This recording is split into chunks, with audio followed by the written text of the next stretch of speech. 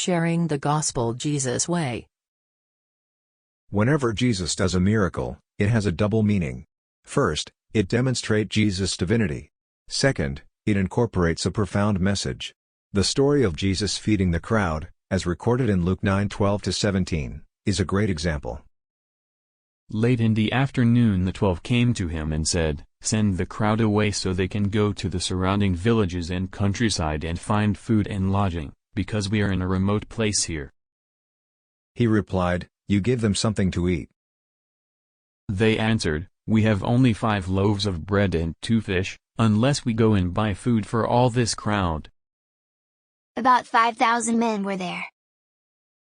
But he said to his disciples, "Have them sit down in groups of about 50 each." The disciples did so, and everyone sat down. Taking the 5 loaves and the 2 fish and looking up to heaven, he gave thanks and broke them. Then he gave them to the disciples to distribute to the people. They all ate and were satisfied, and the disciples picked up 12 basketfuls of broken pieces that were left over. Could you see how the miracle happened? Jesus broke the breads and passed them to the 12 disciples. The people were broken down into groups of 50 men, and their families. They were divided into 100 groups. Each group had a leader. Every group was divided into subgroups, probably 7 subgroups with a delegate for each. Every disciple received from Jesus, almost a half loaf of bread and a sixth of fish. A disciple breaks the half loaf, passes half of it to the group leader. The breaks the piece of fish into 2, and gives half of it to the same person. Then moves on to the next group, and repeats the same. Each group leader repeats the process with the delegates, as he learned from the disciple.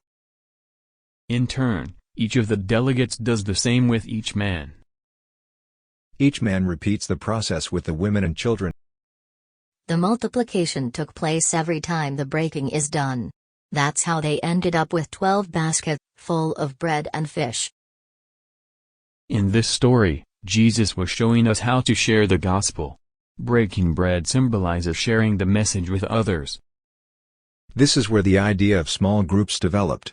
It's a very effective way to share the gospel, and it was demonstrated by the Master himself. It starts with us receiving and ends with sharing.